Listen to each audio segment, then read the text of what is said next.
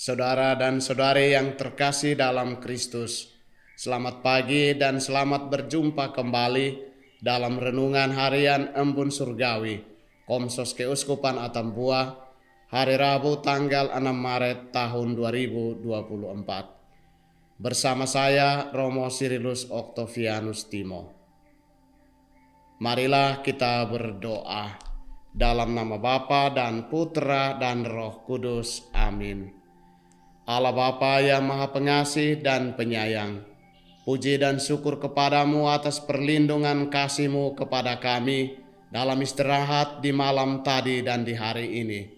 Sudilah membuka hati dan budi kami dengan Roh Kudus-Mu, supaya kami setia membaca, mendengarkan, merenungkan, dan melaksanakan sabda Putra-Mu dalam hidup kami sehari-hari, di mana saja kami berada. Dengan pengantaran Kristus Tuhan kami. Amin. Inilah Injil suci menurut Matius. Dalam khotbah di bukit, Yesus berkata kepada murid-muridnya, "Janganlah kamu menyangka bahwa aku datang untuk meniadakan hukum Taurat atau kitab para nabi. Aku datang bukan untuk meniadakannya, melainkan untuk menggenapinya.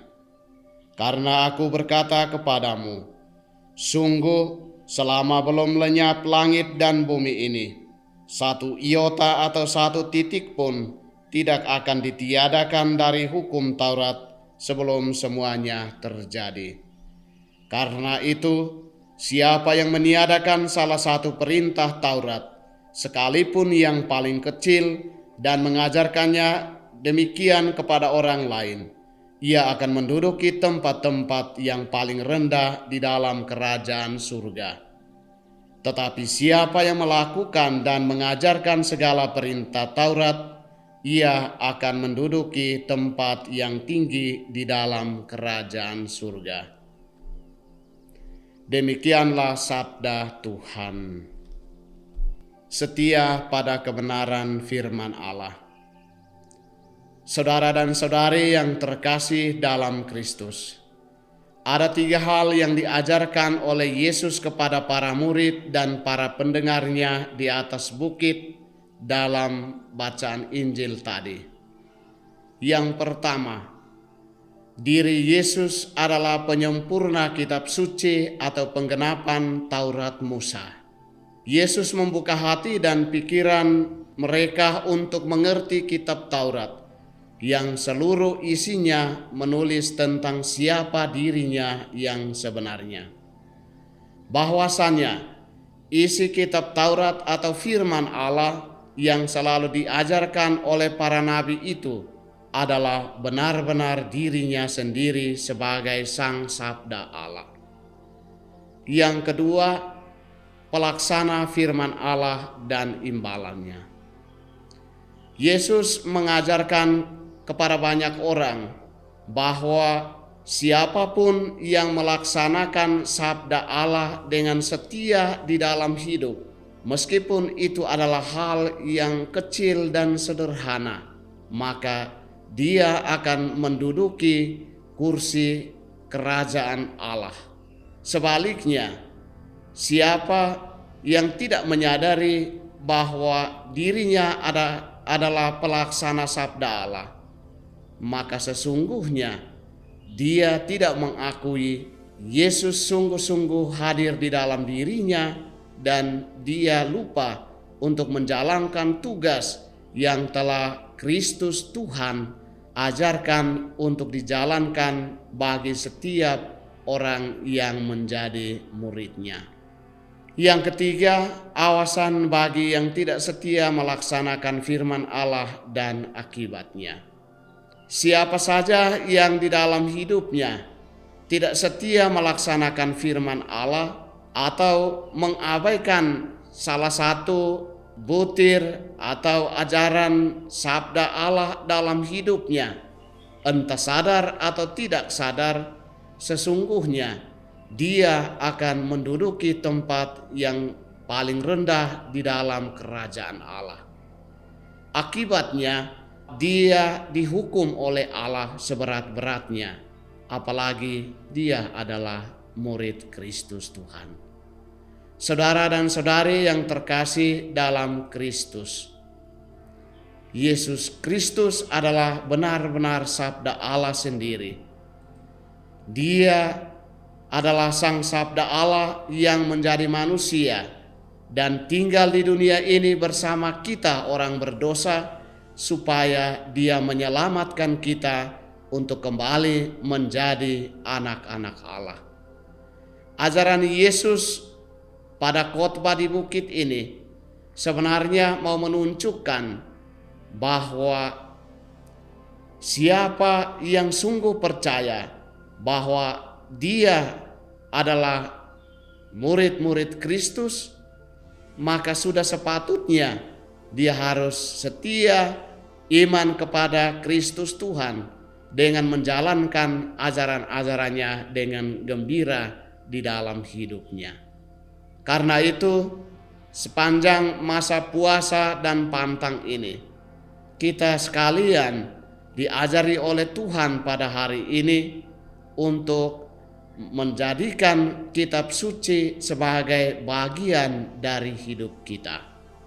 Kitab suci hendaknya menjadi makanan pokok setiap hari bagi kita yang menjadi murid-muridnya. Bukankah Yesus pernah berkata, "Makananku adalah melakukan sabda Allah"? Inilah satu tugas, panggilan, dan tanggung jawab kita sebagai murid-murid Kristus yang telah mengambil bagian di dalam hidupnya sendiri sebagai seorang nabi Allah. Marilah kita menyadari diri kita bahwa kita adalah bagian dari hidup Kristus Tuhan. Hendaklah kita menjalankan tobat hati dan tobat hidup sepanjang kita masih diberi kesempatan oleh Tuhan dengan setia bersama orang lain.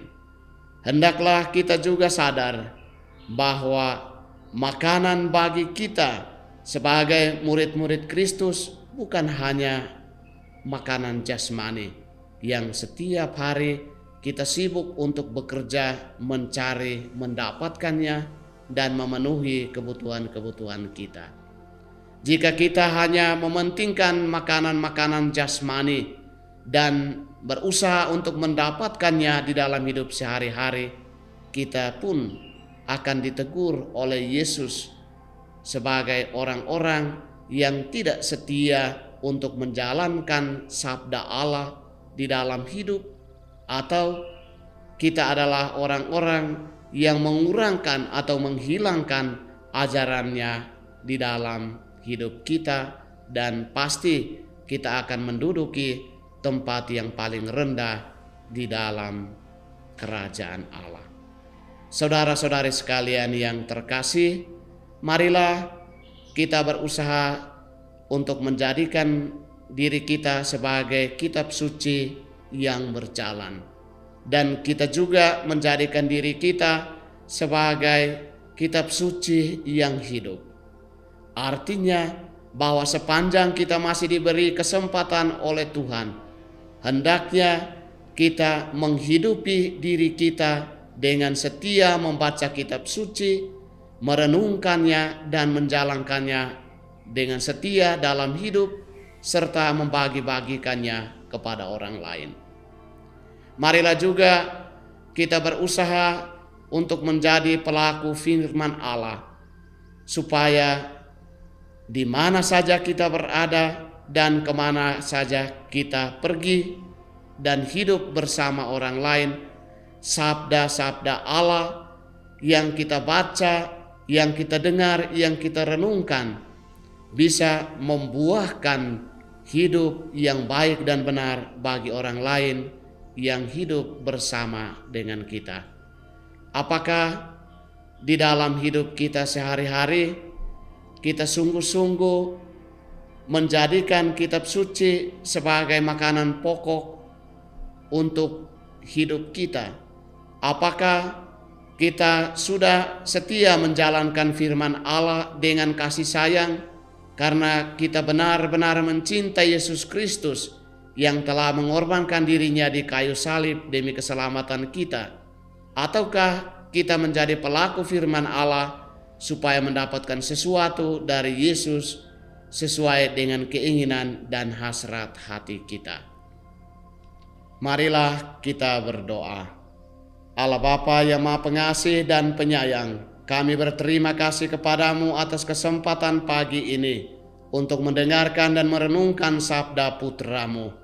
Sertailah kami untuk setia memedomani hidup kami dengan kebenaran firman-Mu yang sungguh-sungguh tampak dalam diri Yesus Kristus putra-Mu, sebab Dialah Tuhan dan pengantara kami kini dan sepanjang segala masa.